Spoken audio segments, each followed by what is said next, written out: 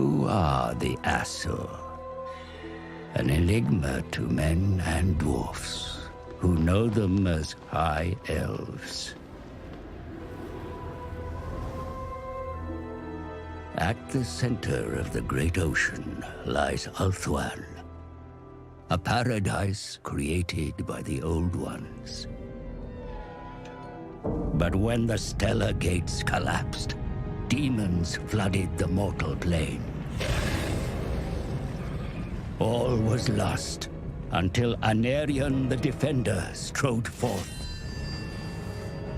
The first Phoenix King vanquished the demons with the aid of the Archmage Calador Dragon Tamer. It was Calador and his elven mages who created the Great Vortex.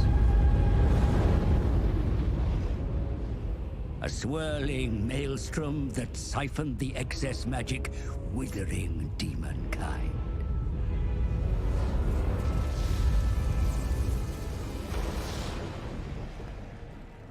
With the world purged of chaos, the elves took it upon themselves to become guardians and stewards.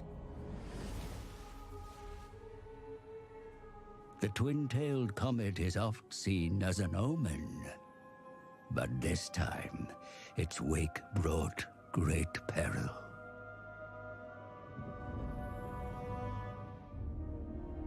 The dragon with two tails flies lower than before.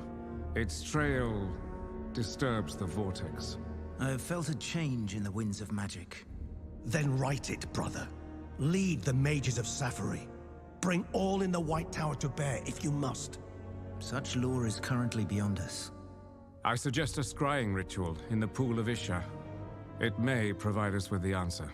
Such a ritual requires fragments of fallen waystones. Far more than we have. Then we find more. Make ready your ritual, Lawmaster Talarian. You will have your fragments. I shall start the search in Lustria. Lustria? My brother will search here, in Ulthuan. Why do you care so much about the greater world? Why do you not? Stay here, brother. Protect Ulthuan. But I venture beyond our borders. And while you meddle in far-flung continents, I will ensure you have a home to return to.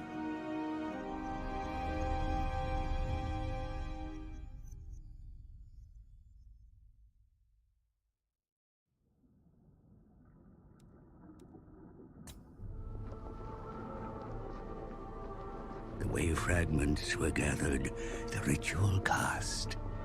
Arcane power lit Ulthuan's skies.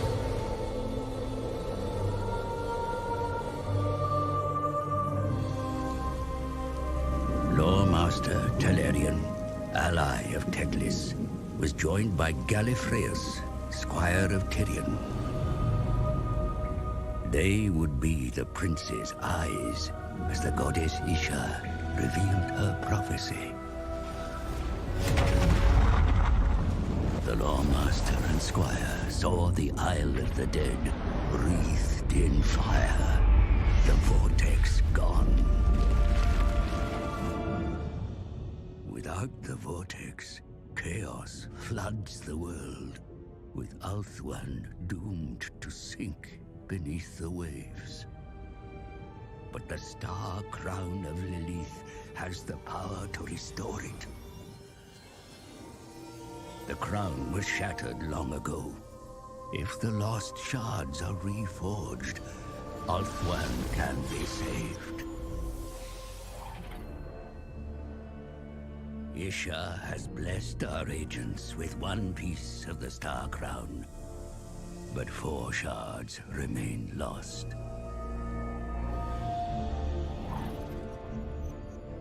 Talarian suggests invoking the spirits of the Phoenix Kings, for who better than a king to find a crown?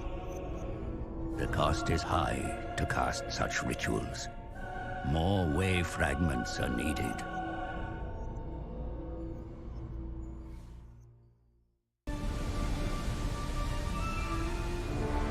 Finnabar the Seafarer, the reigning Phoenix King, was called upon to reveal the second shard of the Star Crown.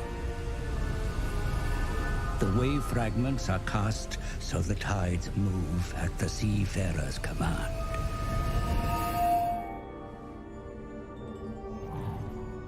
The living king has done his part.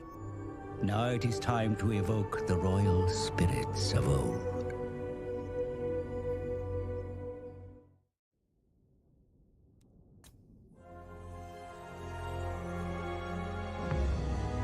Cordadris, the Scholar King. His knowledge bequeathed to those who searched, including where the third shard lay, and how to slay the worm that hoarded it. Begone! Servant of chaos! Strike, Gallifreyers!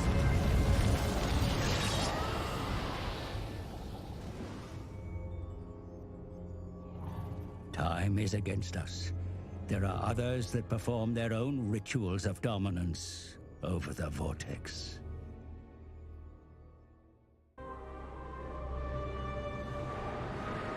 Belshazzar, the explorer. As he used the stars to navigate the world, their light shone upon the king's lost vessel.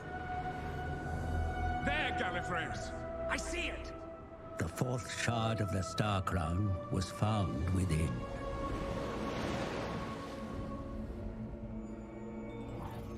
Thanks to the Phoenix Kings, the Star Crown is near complete.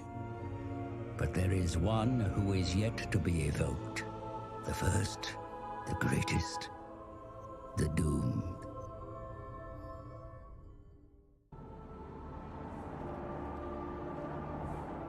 Anarion the Defender, the first Phoenix King. It is inevitable that the fifth and final shard of the Star Crown is found upon the sword that doomed the Asa. They were only here for the shard, but even the Lore Master could feel the sword's pull. And then, something else touched their souls.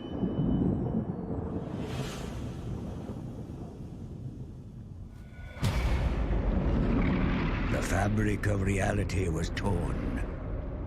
From the realm of ruin, the Skaven's horned god mocked its prey and revealed his plan. The celestial event that weakened the Vortex was of Skaven design. A parody of the true comet. The Council of 13, the Rat Men's highest authority, were architects of this grand manipulation.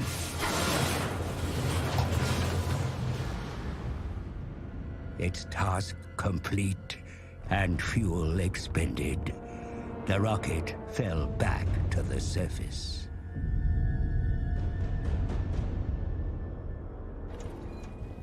When the wreckage was discovered, its purpose remained unclear until now. It was the catalyst to weaken the Vortex and goad the other races into action.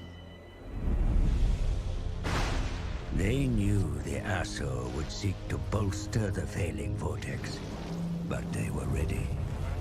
Every ritual cast, the magic was stolen, absorbed into the Horned Rat's bell.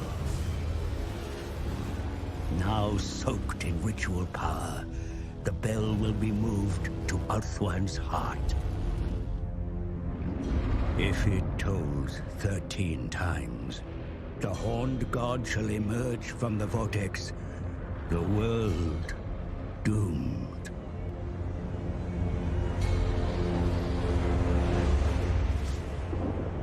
Then the god was gone, but in its place came a swarm of his children.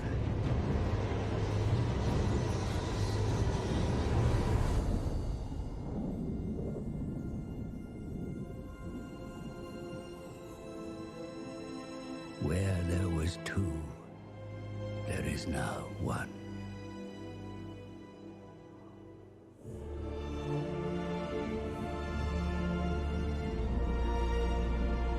Is that enough to make a difference?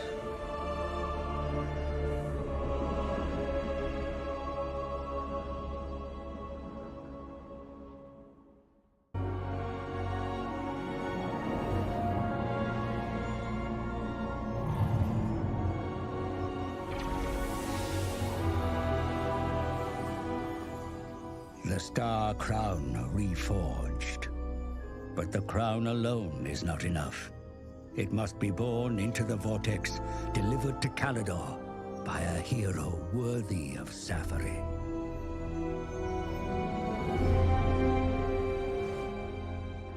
And yet the chittering Skaven lurk, defiling Ulthuan, awaiting the Horned One's arrival.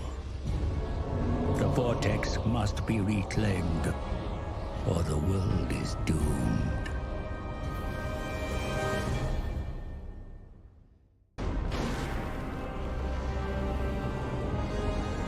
A horned god banished. Vermin purged from the island's shores. Ulthuan's defenders are brothers in arms again.